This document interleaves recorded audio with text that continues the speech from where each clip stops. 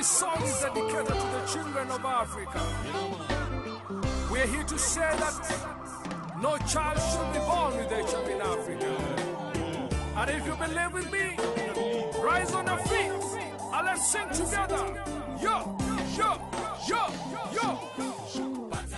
Great. So welcome everybody to the third ever Patter Real session. We are so very excited to have all of you joining us today. I see there are 90 people already online and more people joining every moment. So we are excited to kick off. Let's do it. I'm going to hand over to my friend and colleague, Agnes. Agnes, please go ahead. Thank you, Daniela. Good afternoon, everyone. As Daniela said, we are very excited to have you joining us this afternoon for the Patter Real session. This is the third ever Real session, so those of you who've joined us on previous sessions will remember what a blast the last session was. And as announced previously, we plan to run these sessions regularly going forward, and we hope you will continue to join us. My name is Agnes Ronan. I'm the head of programs at Patter, and my colleague Daniela, who's on the other screen, Patter Senior Technical Advisor, will be together. Will be hosting you for this afternoon. We have a lot to talk about, so we are going to dive right in. But first, to our newcomers, I'd like to make 2 points to explain what REAL is about and what we can expect in this session. As you will see, the acronym is self-explanatory, but to elaborate, first, today is all about health providers. Today's cases were seen by providers, the presentations were prepared by providers, and our expert panelists are also health providers. So if you're a provider listening, you're in the right place. And secondly, today is about being real. All the cases being presented today are all real cases seen by the providers presenting the cases.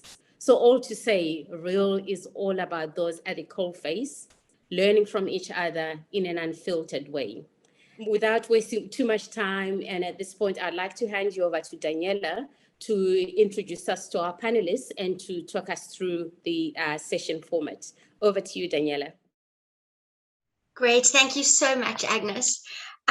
So what's going to be happening today is that we normally have 3 case presentations by 3 presenters, but today you are going to have one of those presentations will be done by me. I'm so sorry, everybody.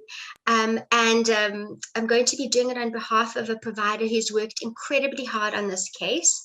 And unfortunately, she just at the very last minute was not given permission to present the case. So I'm going to do it on her behalf, and she will be listening for input from the experts.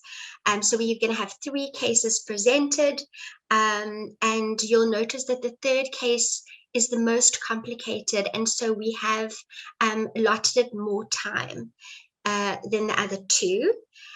We have fantastic presenters. We have Dr. Lillian from Kenya, and we've got Dr. Nima from Tanzania. And of course, we have our experts who we are so grateful to, and you are probably getting to know them as time goes on and the sessions go on. But we have Nandita, Mo, Mahmoud, and Pascal, and you'll be hearing lots from them as the session unfolds. And then at the very end, we're going to open up for questions to all of you. So as you're listening, I want you to feel free to think of questions. You can pop them in the question box in the chat, and we will ask your question for you. Or if you're feeling brave and you want to ask your question yourself, then please raise your hand and we'll give you a chance to ask your questions. But just so that you know, that's going to happen at the very end of today. And really, and I just want to say this again, as I said, in the previous sessions, there is no such thing as a silly question.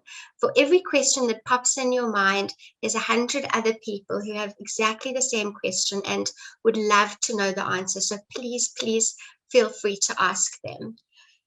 So I'm going to start off right away. And oh, I just want to say one more thing. Sorry. If you would like to receive a certificate for your participation and learning in PaTaReal, then you have to register for 4 of the different real sessions. As Agnes said, this is our 3rd one. Our 4th one will be happening in a couple of months. The way that you register is you go to the link, which Glynis will be sharing in the online chat, and you just complete a couple of questions. It's just got your name and a few other pieces of basic information. And then once you've registered for 4 different sessions, we'll automatically send you a certificate of participation. So please do that. So this is me on behalf of a fantastic provider who is listening, and full credit goes to her for all of these slides. So this presentation is a child. It's a female child who's 6 years old. And we're going to move on to the next slide. So she's 6 years old. She was born in April 2015. So during mom's pregnancy, she had tested positive. That was her first positive test. And she was initiated on ART immediately. And on delivery, the baby, who's the client that we're talking about today, was given nevirapine for 6 weeks, and then was initiated on cotrimoxazole after that at 6 weeks. So as far as we know, baby had the first test that baby had was at 6 weeks old, which was a PCR test, and baby tested positive at that time. So at 6 months old, so I'm not sure what happened between 6 weeks and 6 months, but what we know is that baby was initiated on first line ART at 6 months old. And you can see the regimen. There's ABC3, TC, and lopinavir, and there was no significant medical history for baby. We can move on to the next slide, Angelita. So there's a little bit of family context here. So the little girl has 3 siblings, 2 older, 1 younger. The 2 older are also positive and the younger is negative. And this is all relevant, you'll see as I go on to discuss her case. So the 4 kids were being taken care of by Granny, who was, bringing them to their clinic visits, etc. And unfortunately, Granny passed away last year when our little girl was 5 years old. And so when Granny passed, then Mom had to leave her job to take care of the 4 kids. So as things stand now, the case that we're talking about today, is being looked after by Mom, who doesn't have employment. She can't. She had to leave her employment for caretaking reasons, and Dad is incarcerated. So as things stand now, the case, the little girl, she's 6 years old. She's still on that very same regimen that I mentioned. She's still on first line. She's clinically stable. There's no signs of illness at all. She continues to have a high viral load. She has repeated high viral loads, which you'll see in the next slide. But the health provider who put these slides together thinks that this child has good adherence, okay? And she thinks that for these 5 reasons, okay? Reason number 1, the child comes to all her clinic visits on time. She's never missed a visit. First it was Granny, now it's Mommy, okay? She's never missed a visit. They do pill counts at this particular clinic, and invariably high adherence, okay? So it's like 89 to 120%. The caregiver gives a very detailed report around medication taking. She tells the times at 7 a.m., 7 p.m. The caretaker also says that she uses an alarm, so they've got an aid. And also what's interesting is that the 2 older children who are positive are suppressed. So all of these social reasons and the behavior related to health seeking that this provider has noticed point to good adherence. That's her perspective. Okay, so we can move on to the next slide. So this is just showing you really over the last 2 years that regimen stayed the same. It's still first line in that country, and high viral loads. Okay, so we're seeing she's not suppressed, and that carries on. We can move on to the next slide.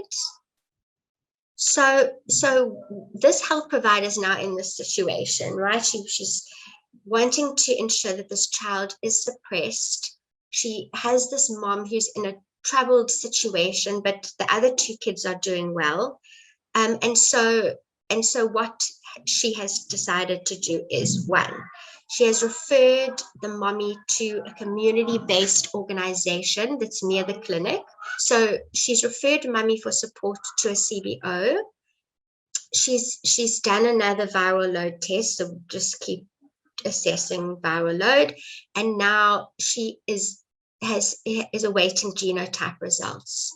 And when those results come, then it will give her some more information. So these are her questions that she's now asking of the experts. Okay, number 1, why would the client be unsuppressed if she's adherent?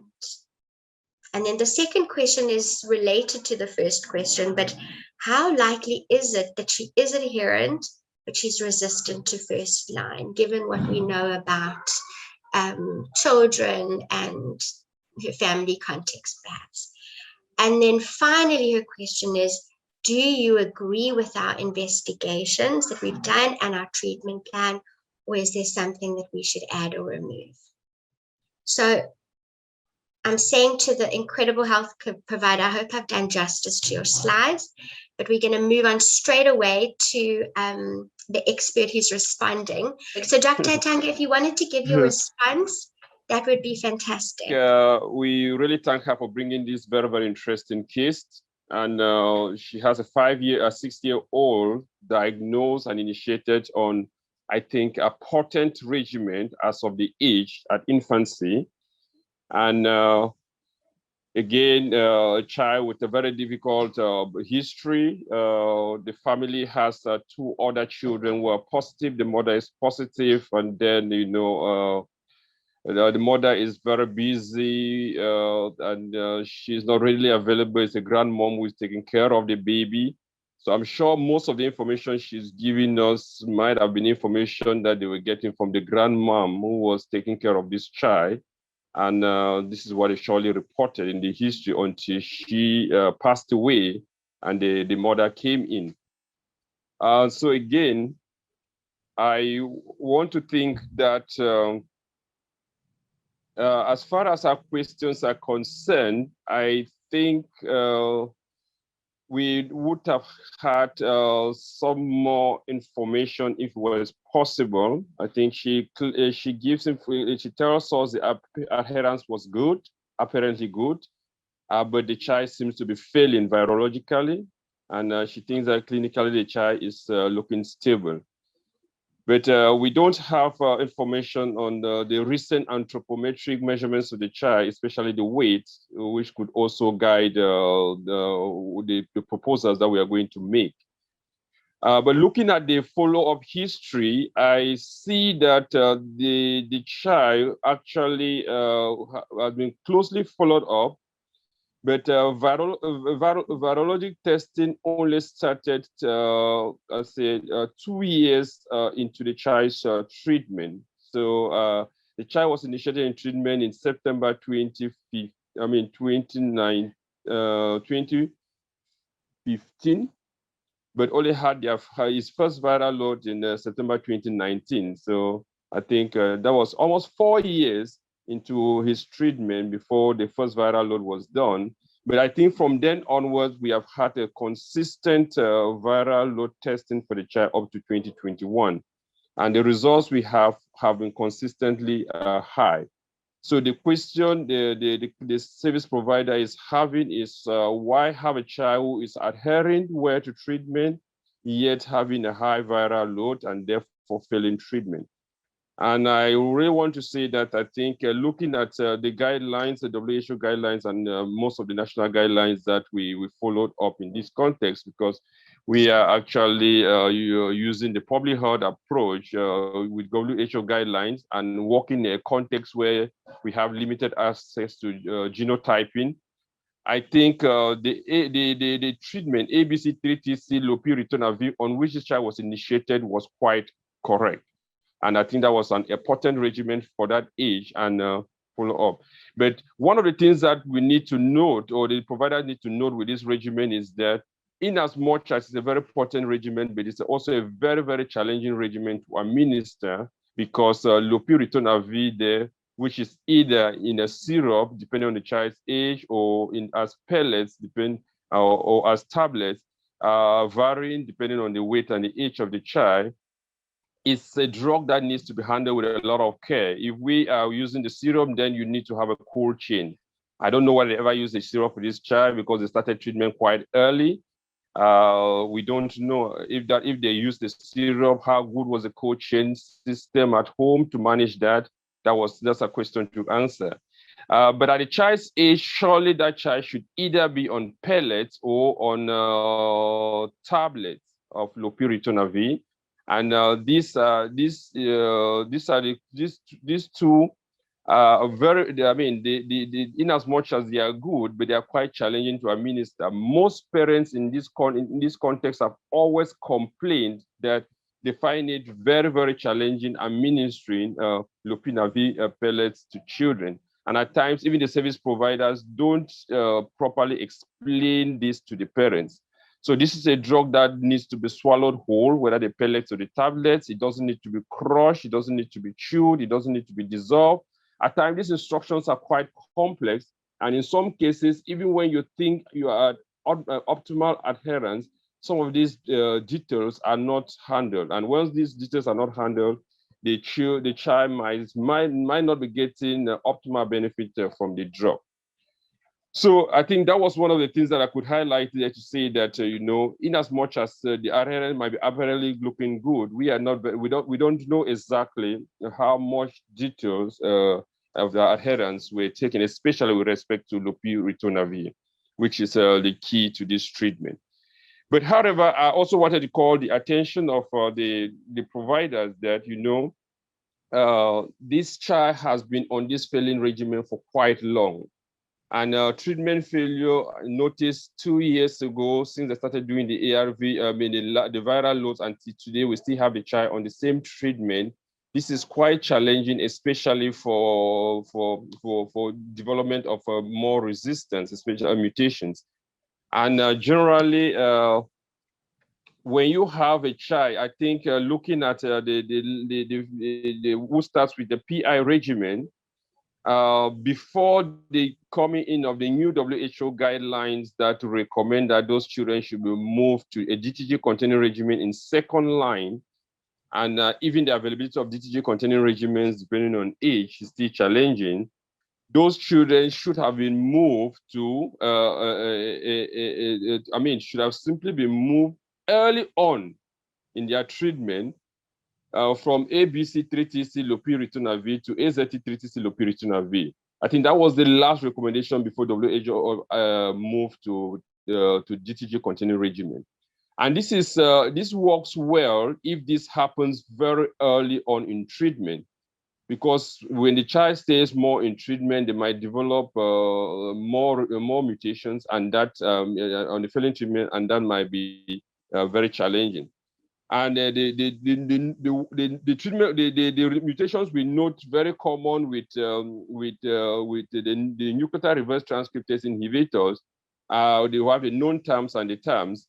Normally, when you start treatment like a child with ABC3TC, normally the child might eventually develop a non-term resistance like M148V or I, or K65R, and this resistance will entail that they help the child, the virus to be even more susceptible to molecules like AZT and 3TC. So just from a clinical point of view, if they identify the failure earlier and move this child to AZT 3TC lopiritona-V, if they did not have a DTG containing regimen, that could be helpful, because then at that time, if the child was actually developing a known term like M148V or I or K65R, that child might be, the virus might even be more susceptible because of the presence of AZT in that treatment, and that could have been helpful.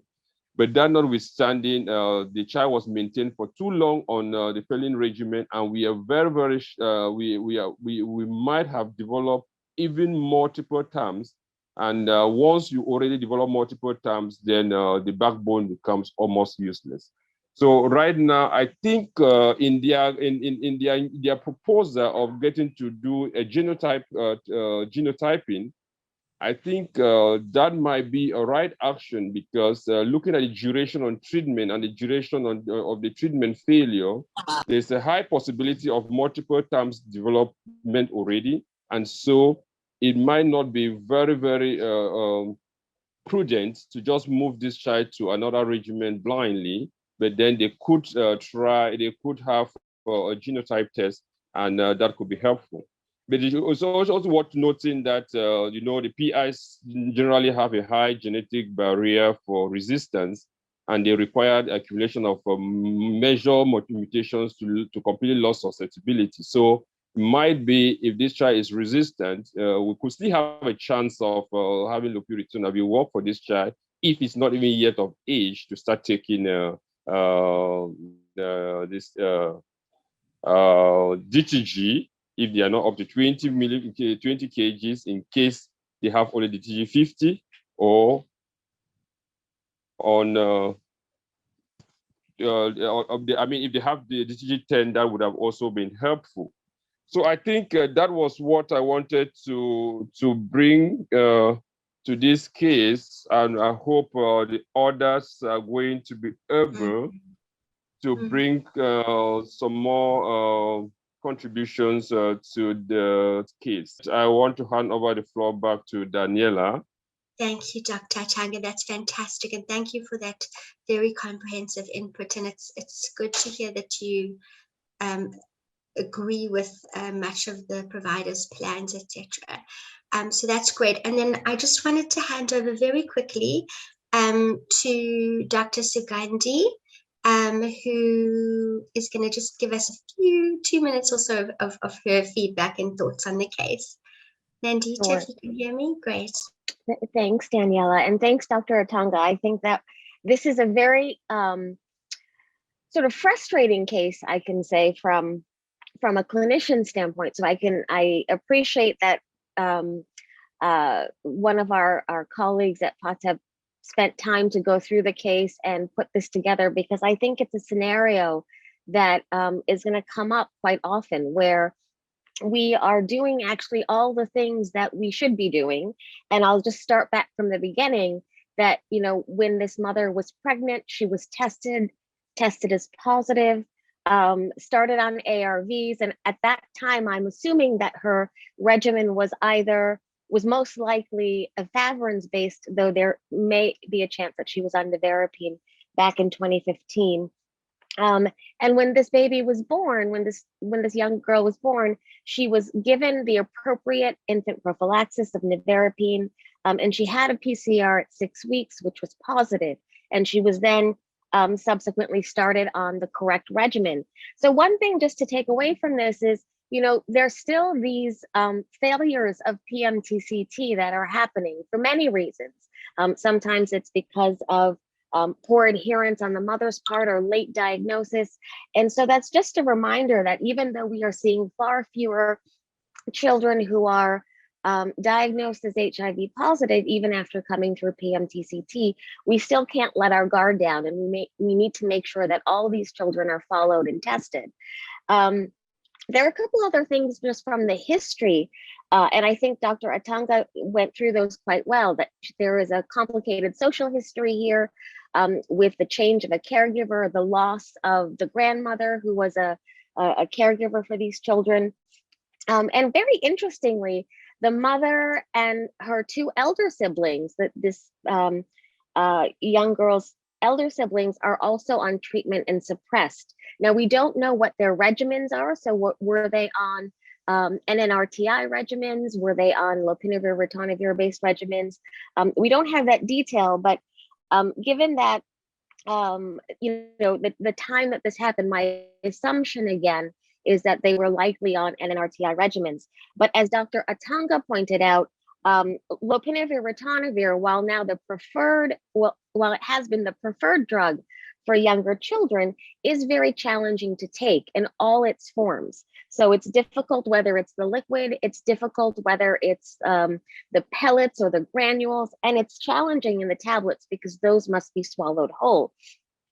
So now we're in a scenario where we can provide adherence counseling, bring this young girl and her caregivers back to the clinic on a regular basis. And unfortunately, her viral load continues to stay elevated. And so our real questions are, I think the questions are, why is her viral load continue to be high? And what are the possibilities here? So this is where you want to think about what the reasons are for that high viral load. Is it the issue of not enough drug, whether it's a dosing error or an adherence error or a malabsorption issue, where she's not getting the amount of LPVR and other ARVs that are sufficient to suppress the drug? Or is it resistance? And I will say that these things come sort of together, because drug resistance actually requires some of the drug to be present in order to cause that selection pressure. And so we sort of have this scenario now where we have to think about what we are going to do with the test results that we've sent a viral load and we've sent a genotype, and we're awaiting those results. So I think in the meantime, we can optimize whatever it is that we're able to in her treatment. So this involves, again, providing a review of her history, making sure that the dosing that she's using or the formulation that she's been prescribed are appropriate for her age and weight. We can also make sure that she's taking all of the drugs together. Sometimes we hear that because of a challenge with one drug, a caregiver will leave it and just focus on the tablets that are the easier to take. So those are some of the things that we could explore to make sure that we are really fully optimizing her treatment. And then we can think about what we would do based on the types of results that would come back. So for example, if her viral load comes back suppressed, now we're not expecting it at this point, but should it come back suppressed, would that have solved all of our problems? Would we feel that, okay, now something we have done has worked, and we should continue on and continue to check? That is one possibility. Now, if her viral load continues on the trend that she's had, our next option is to look at the genotype. And I think we also have to remember here that a genotype in itself does not give us all the answers. The genotype will reflect the resistance mutations based on what the patient has been recently taking. So there's some mutations that will hang around for a long time, and then there are some that will fade over time without the drug selection pressure. So NNRTI resistance, whether from nevirapine or efavirenz, is one that is very easy to become resistant to. And so we know that the fact that this was a PMTCT failure, where this child was exposed to nevirapine through infant prophylaxis, as well as likely exposed to efavirenz during pregnancy, most likely has NNRTI resistance. So we may or may not see that on the genotype, but we know that that resistance is there. When it comes to her PI, does she have PI resistance? Now, this is kind of the unknown, and PI resistance is not so straightforward as NNRTI resistance. It actually takes multiple mutations. And so we do want to know how resistant she is, and if we can continue to use LPVR or another PI such as darunavir in this case. And then the third question is for for the NRTIs. And we know that with PIs or even integrase inhibitors that have a higher genetic barrier to resistance, that though we do see some NRTI resistance over time, it doesn't accumulate as much as when we see resistance with nevirapine or efavirenz. And so then the question is, what are our next options for this child? And we would want to know, if we have PI options for her, what her PI resistance is. But if we also have integrase inhibitor, we are not expecting her to have integrase inhibitor resistance at this time. It's very rare to see that in especially in settings where they have just newly been introduced.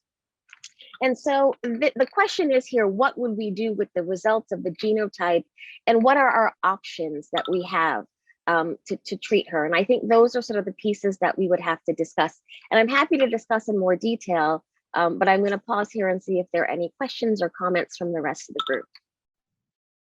Great, Nandita, thank you so much. And yeah, you've given us a lot of food for thought, and you know, thinking around the results of the genotyping when it comes back, and also, you know, other factors in the meantime.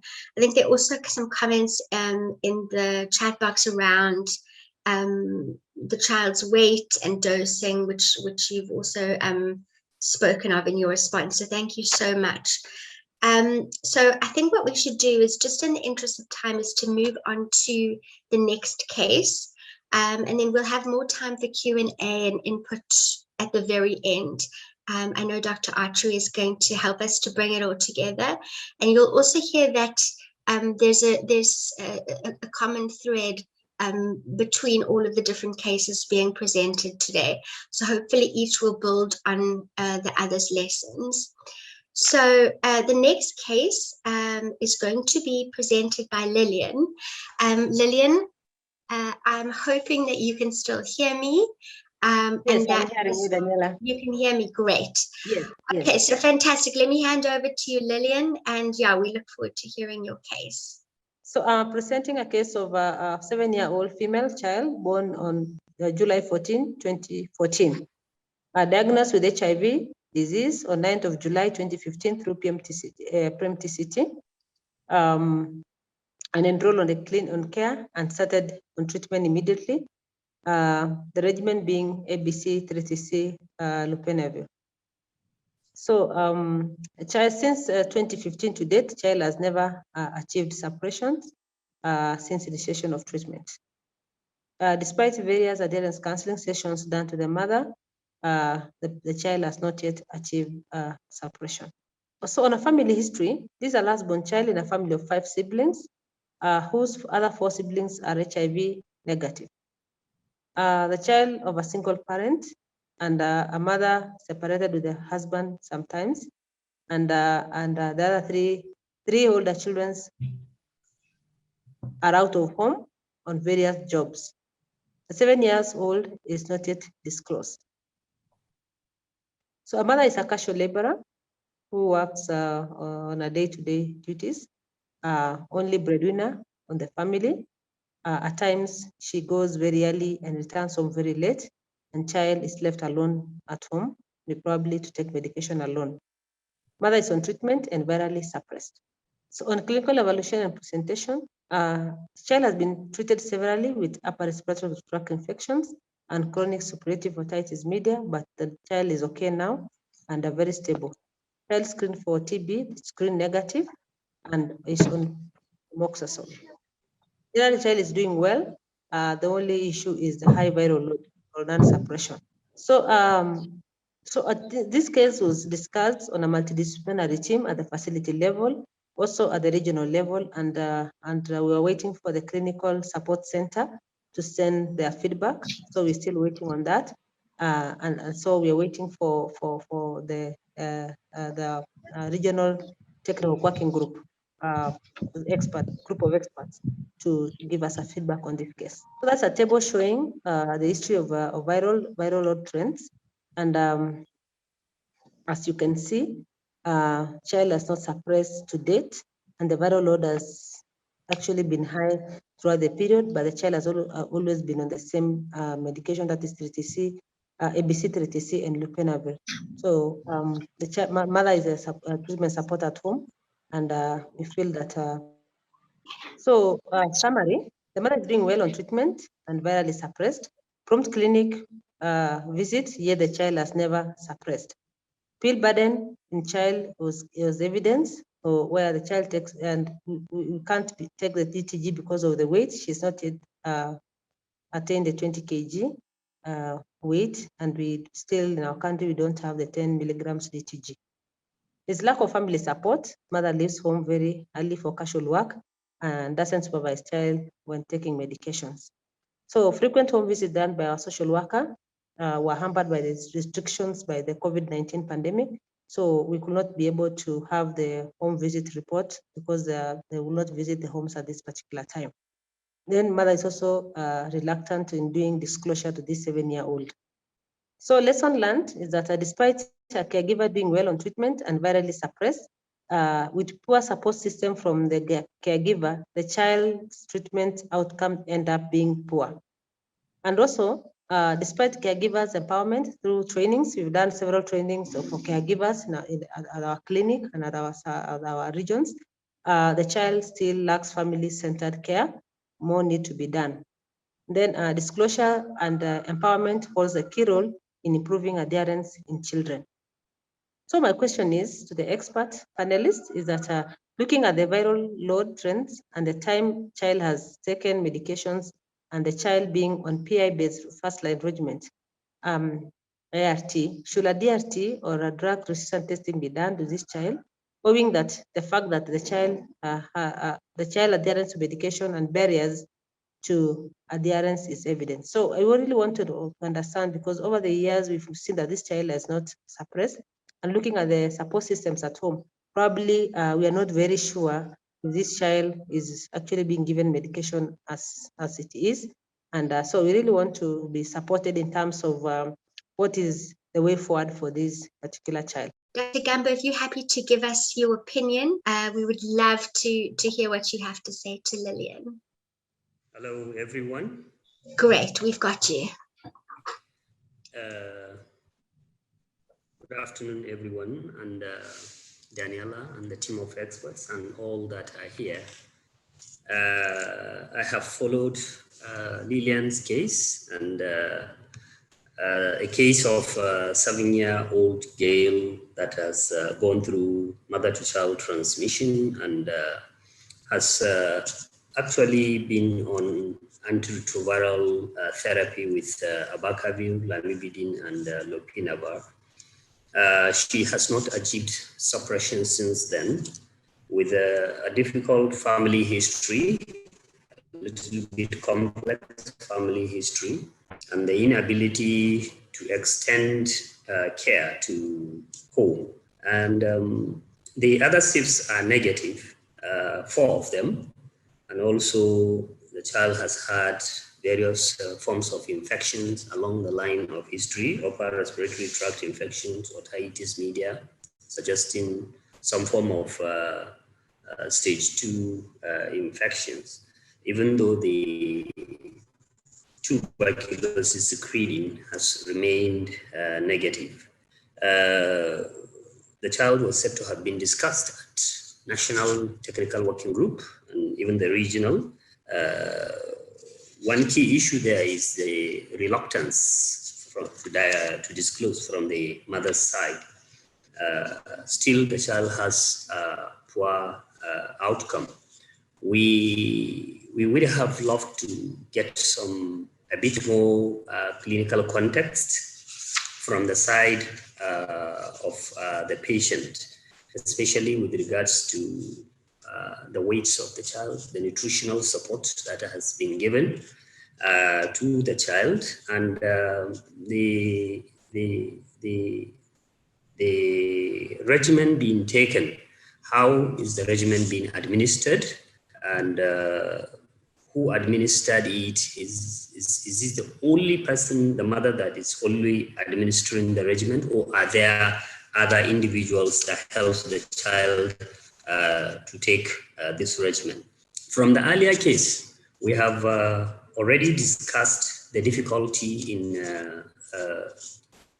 giving and taking regimens that contain lopinavir, ritonavir, because of really the challenges with all that I have mentioned, the formulations of the drugs and the test component that is actually difficult, especially for younger children. Sometimes the children are very, very smart and they pretend they are taking the drugs and they are not. So you find that that poses a lot of difficulty, and so we may be assuming that the child is adherent and taking, while that is not truly so. The mother has done PMTCT, and we have not received the regimen that the mother took during the PMTC and from what stage of her pregnancy. Like the earlier case, could this have been another case of PMTCT failure? Because looking at the viral load trend, she has not ever suppressed. And therefore, if that is the case, there could have been transmitted resistance to the child, and also a form of cross-resistance that has actually been selected from the available mutations that exist with the NNRT components and even the PI sometimes. So that needs to be looked at.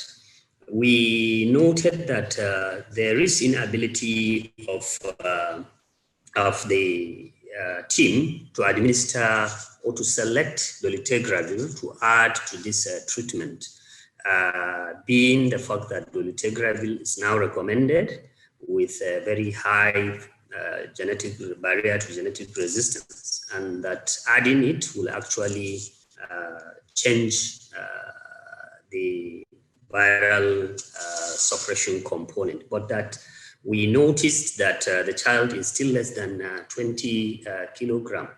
I have not seen anywhere where the weight currently is, but looking at that, if the weight deficiency is not that significant, the child is supposed to be normally between maybe 21, 22, 23 kg.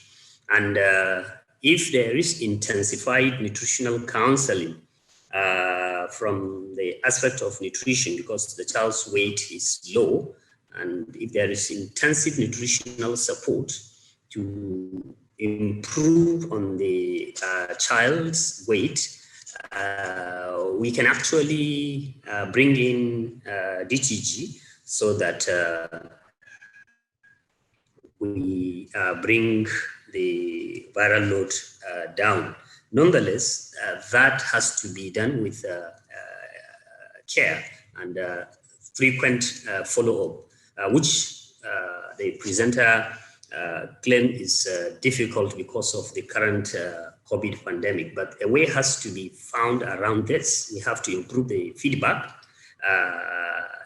from the family that are taking care of this child, and then our line of communication must also be clear in order to improve the adherence while we substitute the lopinavir ritonavir with probably DTG, if that needs to be done, having improved on the weight of the child.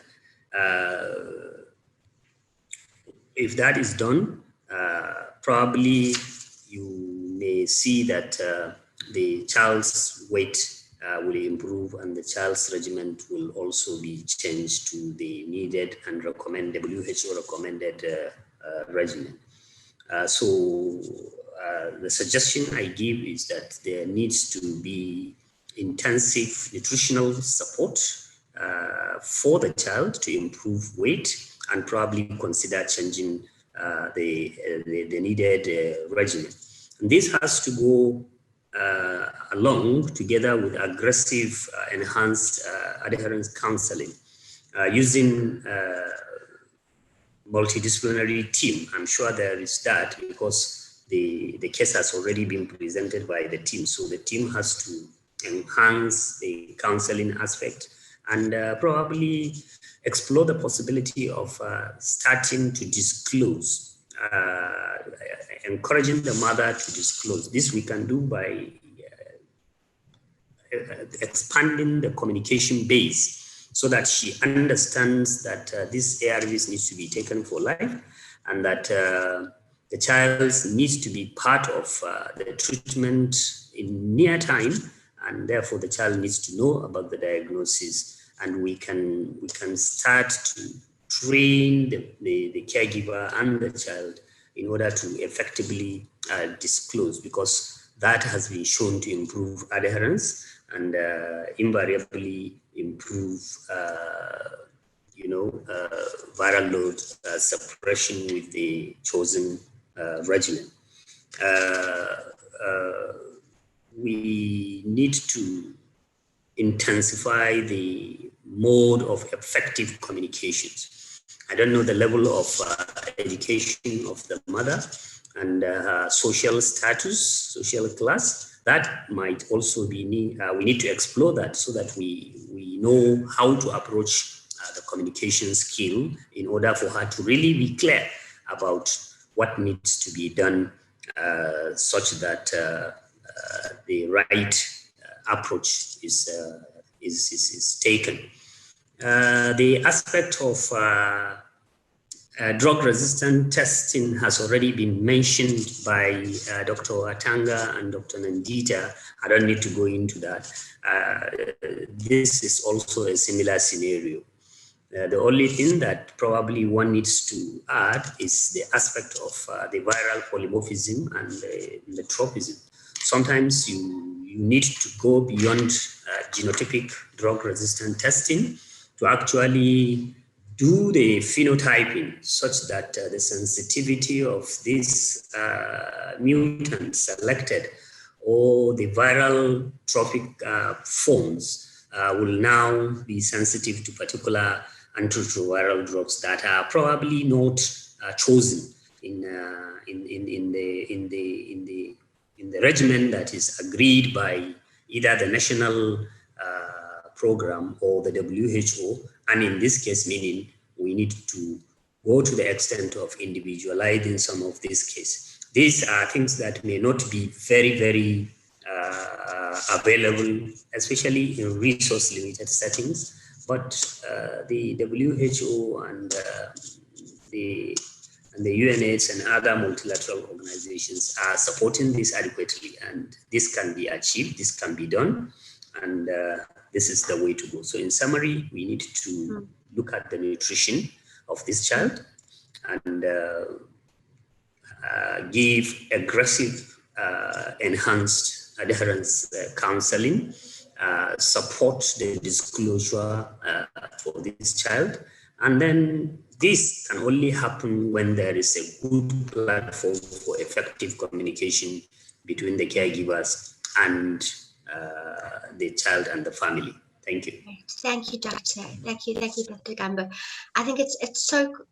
I think what your position has highlighted how important the psychosocial issues are, and it's impossible in these cases to separate out the clinical versus the psychosocial issues, and we can't talk about genotyping without talking about disclosure and psychosocial support. And I see there was a suggestion on the chat around peer support for the mom, which Lillian is kindly responded to. So Lillian, thank you so much for replying to comments in the chat as well. Okay, so I'm wanting to move straight on to the next case, which is being presented by Dr. Nima. So Nima, if you can hear me, we are ready for you, and we're looking forward to hearing about your case. There we go, we've got the first slide on. Nima, are you able to hear me? Good to hear you. Perfect, great. Okay. So, good afternoon, good evening. You're talking, I'm presenting, I'm Dr. Nima Rubaga. I'll be presenting a case of a child who was admitted at Temeke Regional Referral Hospital. So, we had a child of 10 years old, known as DKV, who was diagnosed with HIV in 2016 after prolonged illness. Currently, she has PPE, scar lesions on her hands and legs, and failure to thrive. She had these skin lesions for more than 5 months. There's no complaint of fever, diarrhea, or any other abnormality. However, the child has poor adherence to ART. So those are the lesions on DKV's limbs. Those are the upper limbs and lower limbs. So these are the regimens that were given to DKV. She started using zidovudine, lamivudine, and verapine from 2016 when she arrived up to March of 2019. Due to biological failure, we had to switch her up to abacavir, lamivudine, and lopinavir on March 2019 up to April 2020, where there was a stock out of the lopinavir, so she was changed to abacavir, lamivudine, and dolutegravir. Her medical history is that this is a referral, a transfer in client from Beira, another region in Tanzania. So she came all the way from Beira to Dar es Salaam in 2016. We only have, why she's diagnosed in 2016, she only came in with a small, it's a CTC card, which indicates when she started her medication. She has had several complaints like cough, flu, but despite doing the TB check and whatever, it still appears negative. And she's monetarily malnourished. We treated her on therapeutic foods like giving her plum peanuts, but then she developed diarrhea, so we had to stop and gave her other feeds as per nutritional counseling with the nutritionist. Her BMI is 17.2. Next slide. So her social history, this is the third born child. She used to live with her father in Beira, but after falling so sick, the grandmother from the paternal side took her. The mother had prolonged illness and she's not known to be HIV positive, but she died in 2016. After she died, DKV stayed living with her grandmother. When the grandmother saw that she's constantly ill, she took her from Beira to Dar es Salaam to where she joined Temeke Regional Referral Hospital. So on her physical workout, when she came for her last visit, that was in May. She also came in July this year. I can give you that. In May, when she came 2021, her weight was 26, her height was 123. Her working diagnosis was HIV stage 2 with PPE lesion, secondary to poor adherence and malnutrition. And her baseline CD4 count when she joined, she had in 2017 was 881 cells per micromillimeter. And her CD4 count retaken in 2018 was 734. The CD4 percentage was 26.65. Hemoglobin level was 11.4. We have been treating her symptoms and carrying out intensive enhanced adherence counseling. So these are the counseling sessions that we have been taking with DKV. Next slide. So the first HVL test was done in 2017 of June, which was 2010 copies per mil. We tried to have 4 EAC sessions, and the barriers that we identified there were the lack of a watch or a wristwatch, so she couldn't keep time to take the ARV. And the second time, after doing the 4 sessions, we had a viral load taken, which was repeated on November 2017. And the viral load results were 9,773 copies per mil. We decided to do other EAC sessions that started in December of 2017 to April 2018. The barriers that we found there, we found like the mother couldn't support the child, and we recommended that the child should be given a support maybe from the daughter or any other But the grandmother wanted to be with the grandchild and refused to go to the daughter's place because the daughter is married and she can't live with the in-laws. So we had to do a third session. After that, we tried to cancel the grandmother to help the child. We took a third viral load on 13th of April, which turned out to be 2,500 copies per mil. This time, there was no EAC because sometimes when the patients come and the file is missing, we do a temporary file. So I think someone didn't realize that she's needed EAC, so it was not documented. Though the main problem was still poor adherence, so we couldn't switch the child the drugs despite the high viral load. On the fourth session, which was in 3rd of August, we took a viral load, which was 10,100 copies per mil. We did 3 sessions of EAC, but the barrier was still that the child is very playful. She refuses to take medications, and sometimes the grandmother gets angry, so she leaves there and gives the child the ARVs. So we had another 5th viral load taken in 2019. The results were 27,700 copies per mil. The EAC sessions probably were done but not documented. Then we had another session, next slide, which was the 6th session, which was done in October 2019. After the results were, the viral results were 800,000, 31,000 copies per mil. We did 5 sessions of EAC and we discovered that still she's not taking the drugs on time. And after the 4th session, we discovered when we asked the grandmother to open the lopinavir tin, she couldn't open it. So most times when the daughter opened it, she left it open. She never closed it because she didn't want to look embarrassing in front of her child. And the pills were discolored and some had sand because the child used to throw down the pills, and so she put them back in the tin. And we also realized that she only came with 1 tin this time, and she didn't have the other tin. So she claimed that after the tin of abacavir lamivudine was done, she decided to only give lopinavir alone. This showed that the big problem was still poor adherence to ARVs in terms of time and in terms of also taking the ARVs. Next slide. So we had another viral load taken, the 7th one, in February 2020, whereby the results were 300,000, 85,000 copies per mil. We had 3 sessions of EAC. This time around, when she came back, she had adherence level of 78%. So we're like, we decided to switch her to the drugs because we discovered that she's either having pill burden to the lopinavir, and the fact that the grandmother couldn't open the tin, and the girl is usually throwing away the tablets, and this time at least the viral load had reduced. So the 8th time she came, we took another viral load test, and this time it was on 7th August 2021, whereby 2020, sorry. This time around on 2021, it was 75 copies per mil, and we had seen that the child had suppressed. We did a repeat after that, and she's still suppressing further after being changed from lopinavir to dolutegravir. Next slide, please. This is just a summary of what I was saying from the first period up to when the 9th period that the child has suppressed and the sessions that were taken. Next slide, please. And this is a graph showing against time, the time that has been taken on the EAC and the time that led to suppression. Next slide, please. So the challenges that we're still having is disclosure. The grandmother still refuses to participate in disclosure. She says the child is still too young, so she don't want to disclose.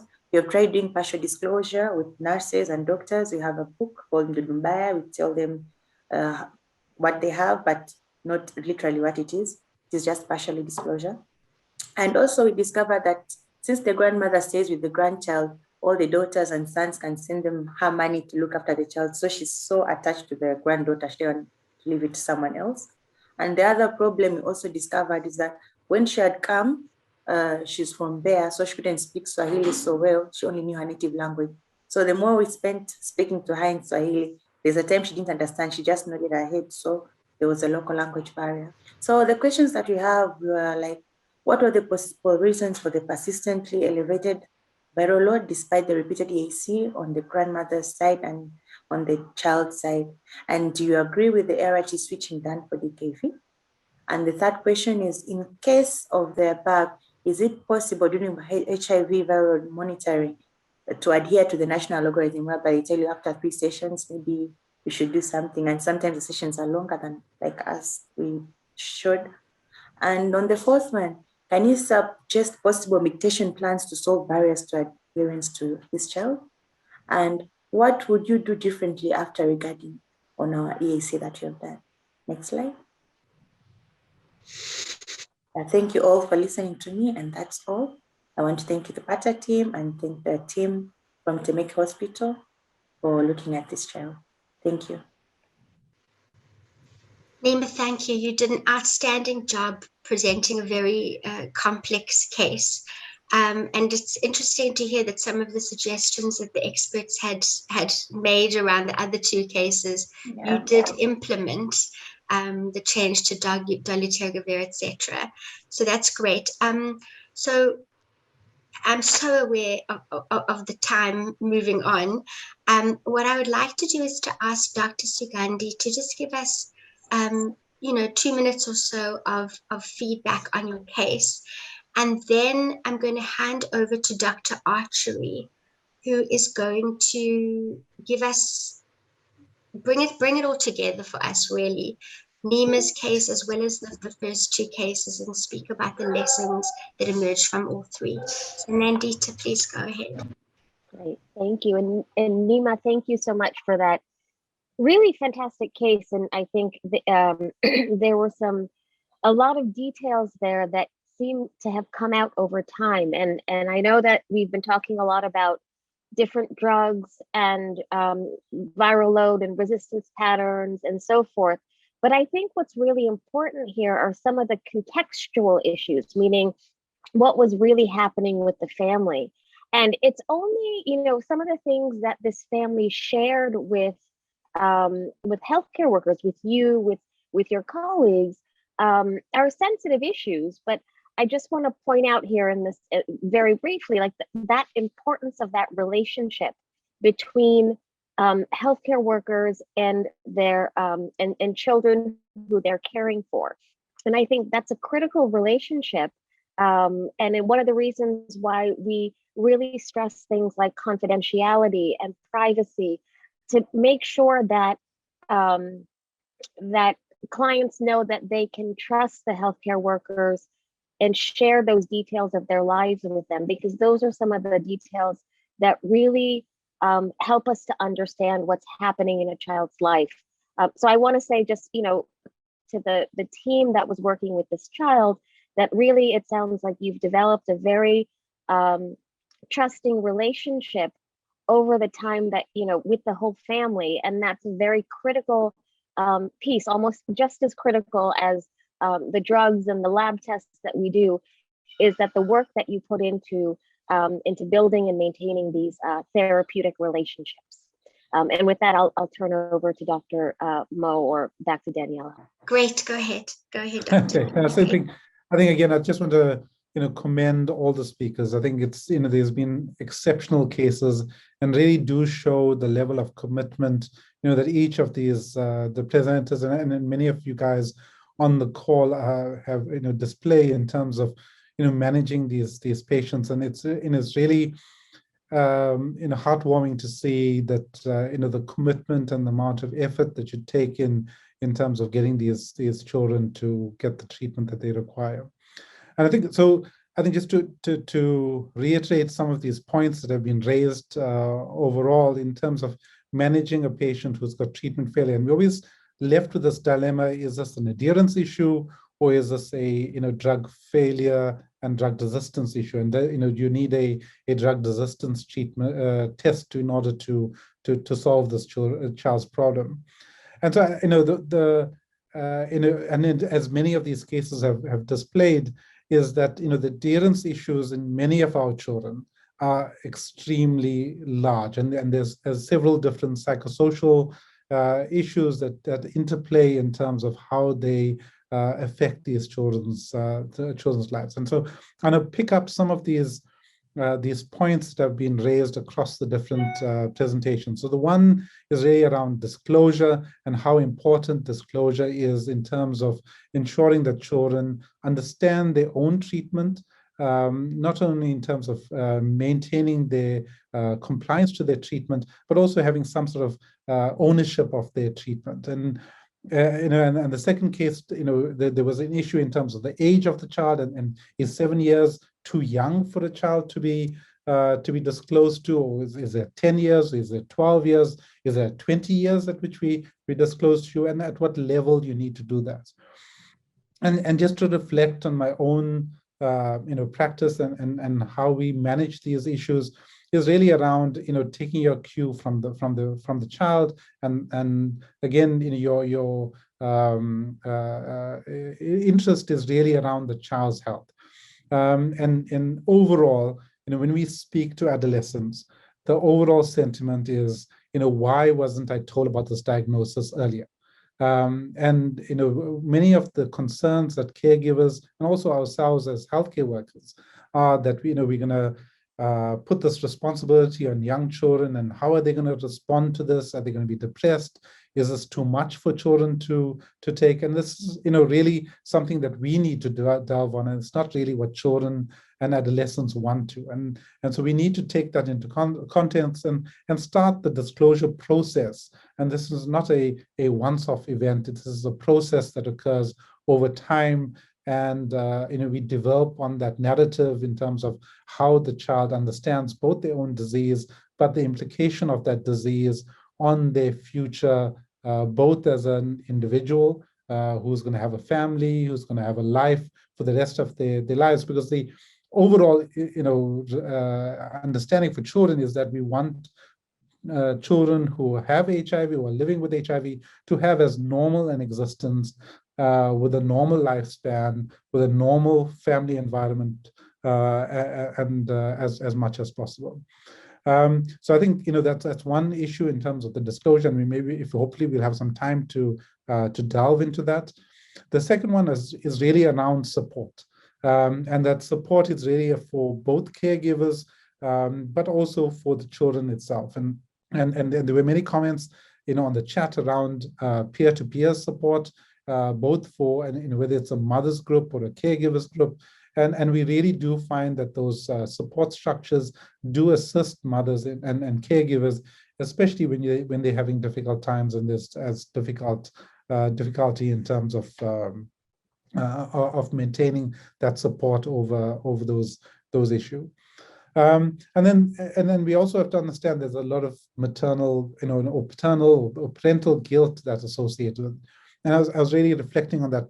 The one case where you had, the mother who was biologically suppressed, but the child is unsuppressed.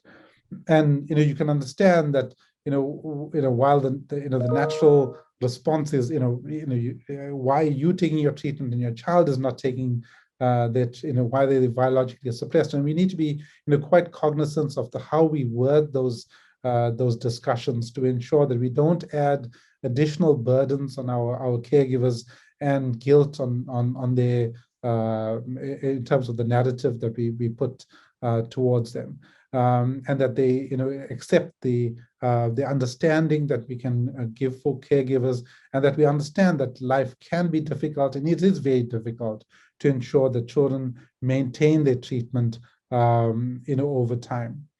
A second issue is really around formulations, and I think that's one of the crux in terms of many of these discussions we've had, and we know that many of the pediatric formulations are extremely difficult to administer. And they're the core in terms of why we have so much of treatment resistance or treatment failure in our pediatric population.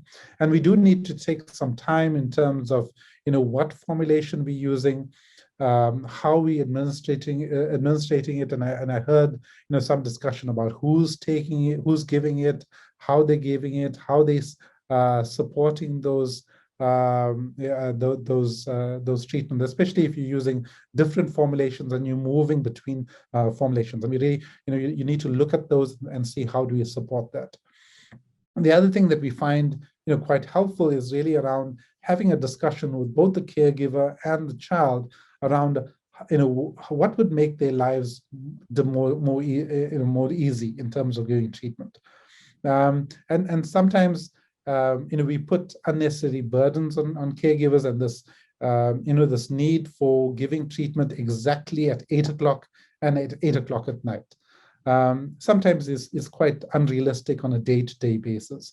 And I reflect back on one child, at 8 o'clock at night, he was playing soccer outside, and it was a constant fight between the caregiver and this child for them to bring this child back into home to take their treatment. And it became a point of irritation and annoyance, and for both the caregiver and the grandmother in this case and the child, and it was a fight between the two. And just relieving that pressure and allowing some degree of flexibility around that time, and trying to link the treatment to a fixed event within the day, whether it's evening supper or brushing their teeth or breakfast, finding some event that makes it easier and more practical for patients to use. And then we spoke about, and again, one of the other things that came up quite strongly is that many of the changes that we had to do was really around stockouts, and we were forced to change treatment. And how do we deal with that, both in terms of a system and a health service, and trying to minimize those inadvertent changes that need to happen. And we often find, a patient is on a tablet, and then next month we'd have no tablets, and we have to change them to a syrup. And also, how do we support caregivers during those times of transition? Because we'll often find, and even we find that caregivers, when you change a color of a treatment, it freaks them out. So even though it's the same medication, if the shape of the tablet, the color of the tablet changes, that has some, they have difficulty in terms of understanding that this is the same medication. And we need to, be aware of those issues and try to deal with these with the caregiver and support them during that time, not only the caregiver, but the child as well. And then the two other points that I wanted to bring out was really around this nutritional support, and I think that's extremely important, especially in this time of COVID, where there's a lot of excesses in terms of poverty, and people have lost their jobs, and we really need to be aware of these issues within the community. And I've seen a few comments in the chat around what are the whether it's OVC or other support structures within the community that really is able to assist that family in terms of getting them through that time.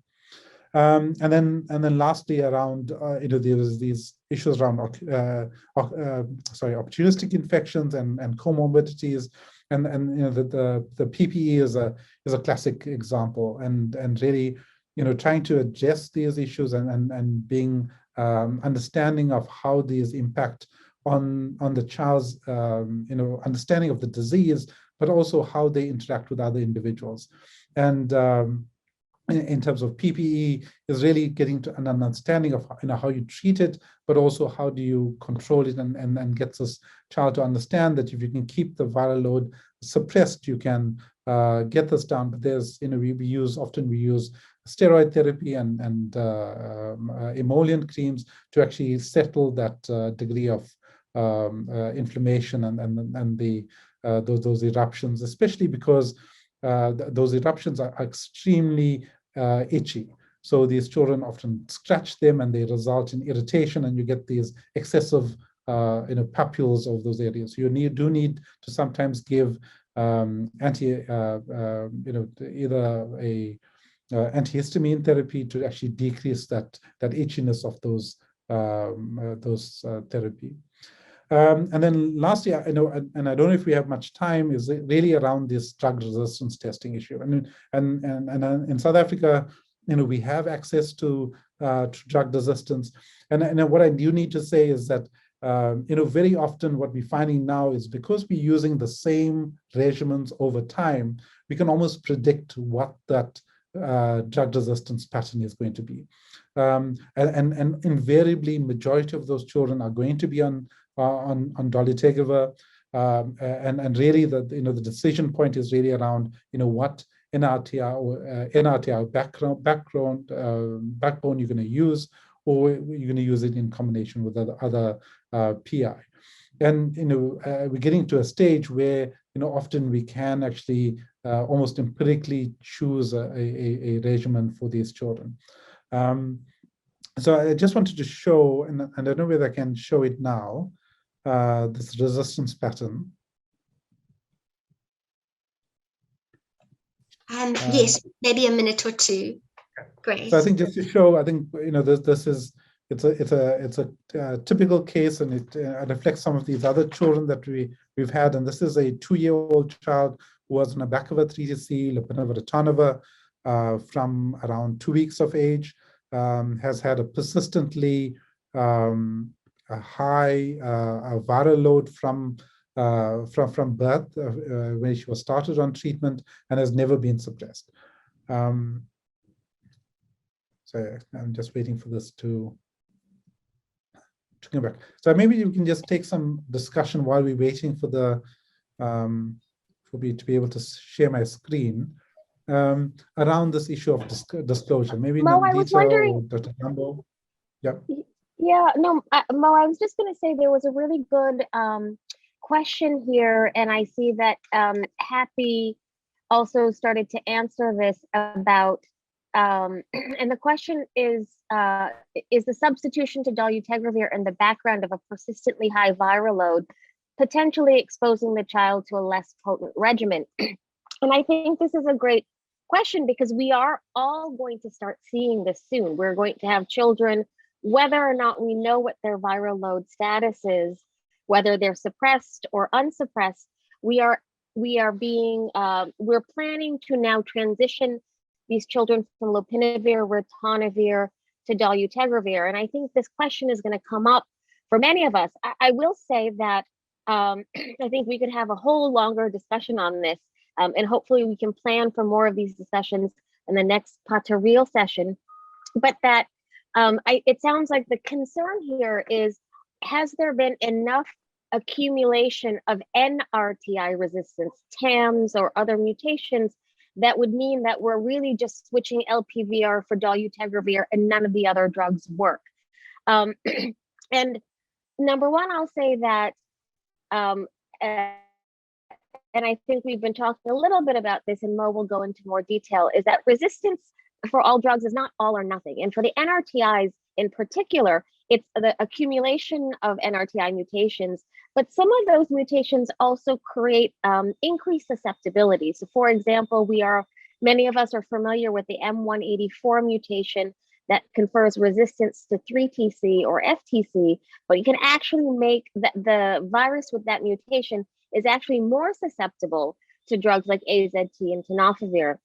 And then with dolutegravir, we have much more data in adults than we do in children at this point, but there is increasing information about these types of switches and the effectiveness of dolutegravir, even in the face of NRTI resistance, which is more reassuring for these types of switches. And so with that, I'm just going to turn back over to Mo, and we can continue the discussion. Yeah, so I think maybe just to add to that, I think the one issue is, and again, the data is there, and both from and there's recently what's called the Nadia trial that really delved into this in terms of using dolutegravir with a non-active NRTI background. So it's essentially dolutegravir as being susceptible, but your NRTI backbone is not fully susceptible. And in that study, although it was just an oral abstract that was presented at CROI, in an adult population, showed that there was still activity of the NRTIs, and those patients were still able to suppress with that. And it's very likely that this child in the last case fills in that criteria. The other interesting thing that we did see as part of the Odyssey trial, which was released now, and there'll be some data around the drug resistance profile, is that the accumulation of drug resistance in the dolutegravir arm was actually much lower, especially with the NRTIs. So for some reason, dolutegravir, even though it has a higher genetic barrier for its own development of resistance, it does seem to be protecting your NRTI from accumulation of resistance. So I think the first thing is, don't throw the NRTIs out, even if you have a fully, and it shows it's drug resistant. So I just want to, and I won't go into detail, and maybe we can go through this in another session because of time, but just to highlight what we do see, because we're using these drugs in a sequential manner. These are the common mutations that we see. This I54V, the 46I, and the 82A are, come up very commonly, and they often give you a high level of resistance to lopinavir.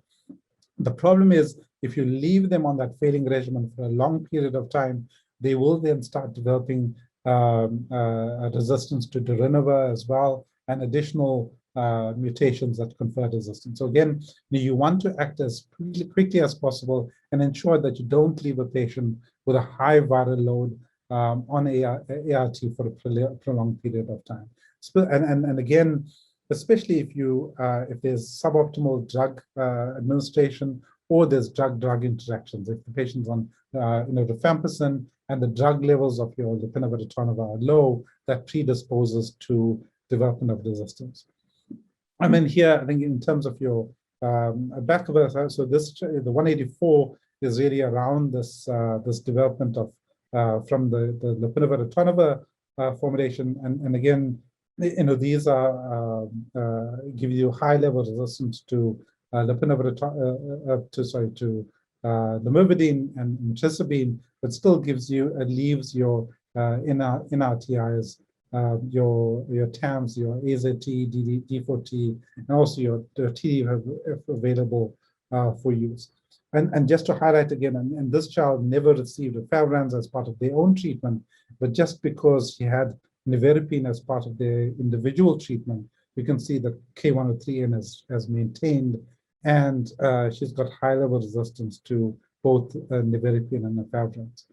So I think I just wanted to, and maybe if we have another session, we can go through more in detail around this.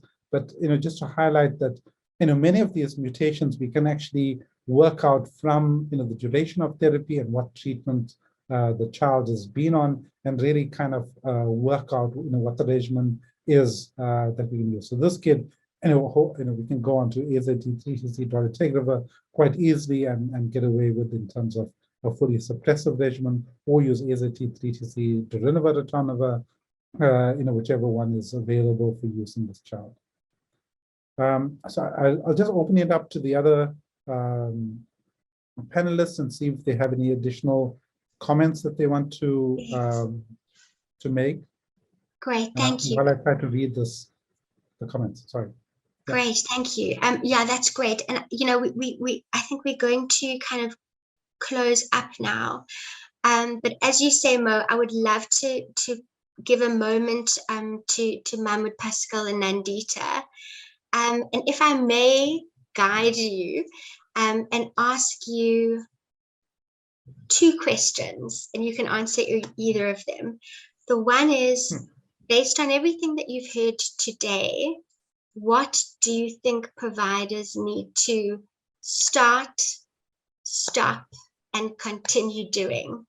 So let's say Nandita start, Mahmoud stop, and Pascal continue. And then you can also share with us if there's anything that you learned today from the providers that shared their stories, because I'm so aware that we learn so much from you as you share your cases. So Nandita, you can go ahead. Sure. And so the question is, what should providers start doing? Yes. And so I will say, I'm going to answer two.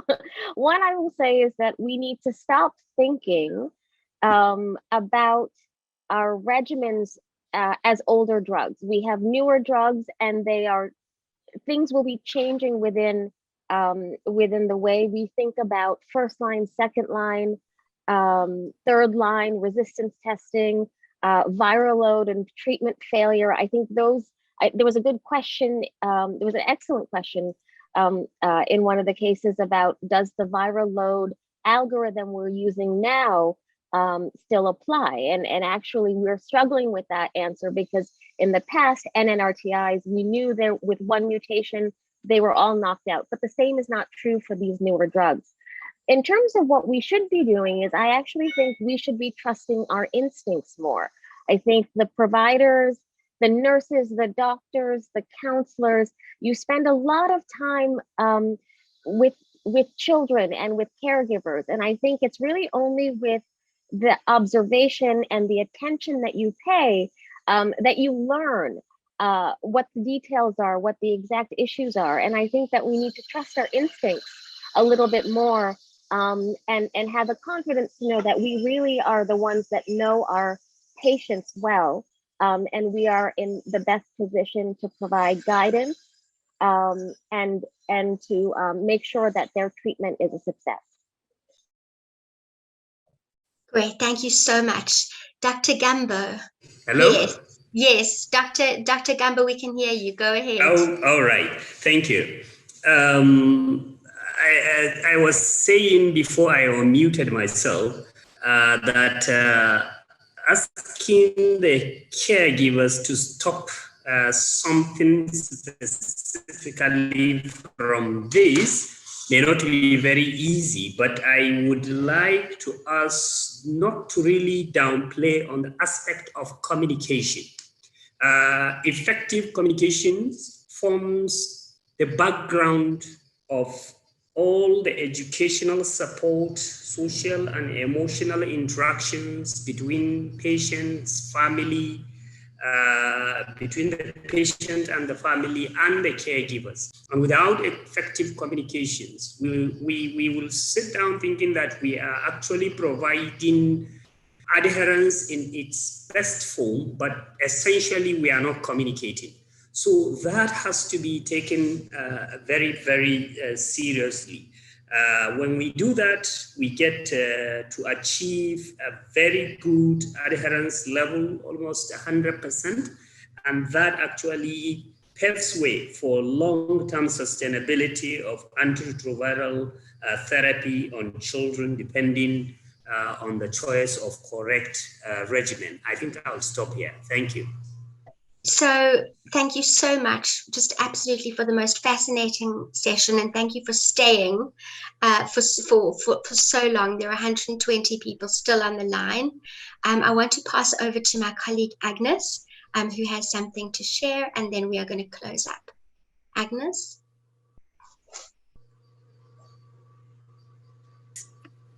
Thank you, Daniela, and thanks to all our panelists, thanks to our speakers. Mo, thanks so much for that very last session, so succinctly summarizing all the key learnings from today, and just listening to all the experts as well at the end and hearing all these key take-home messages. So, and I'm sure you will agree with me that there is no better way to learn than listening to real cases and having such robust conversations about real life scenarios. So a huge thank you to each and every one of you health providers who, on top of being incredibly busy, have managed to select some exceptional cases and prepared the great presentations that guided our conversations today. And to our panelists, thank you again for your time, your guidance, and your expertise. And I was going to share, you may be interested to hear this. At our last real session, we had 120 people attend, and then about 90 people downloaded the recording after the session. So your experience and words of wisdom reached over 200 providers and reverberated across the African continent. We hope that today will end up being true, the same will end up being true today. And I can already see that we had over 140 delegates logged in on today's session. So yeah, we've definitely surpassed our last session. I hope we continue to grow our audience and get more people learning from this platform. Finally, I have some very exciting news from PATA to all our audience. I want to let you know that we'll soon be launching the PATA Linking and Learning Hub. This is a digital platform that will bring together PATA's network of health providers, and it's an opportunity to connect directly with one another. It will provide a platform to discuss and to collaborate and to participate in a range of online trainings. We therefore encourage you to sign up and explore our hub. I'm sure you'll find something in there that that will meet your needs. We also soon be hosting the Real Session and the PATA 2021 Summit on the platform. So the more reason to sign up. But if you can't sign up, not to worry, we will still be providing the Zoom sessions via the link. So you'll hear more about the platform via our regular communications channel. So please keep tuned in. Make sure you follow us on our social media and watch this space. And at this point, I will hand back over to Daniela to bring our session to a close. Great. Thank you so much to every single one of you for taking part today. You are what keeps the PATA family alive. So thank you.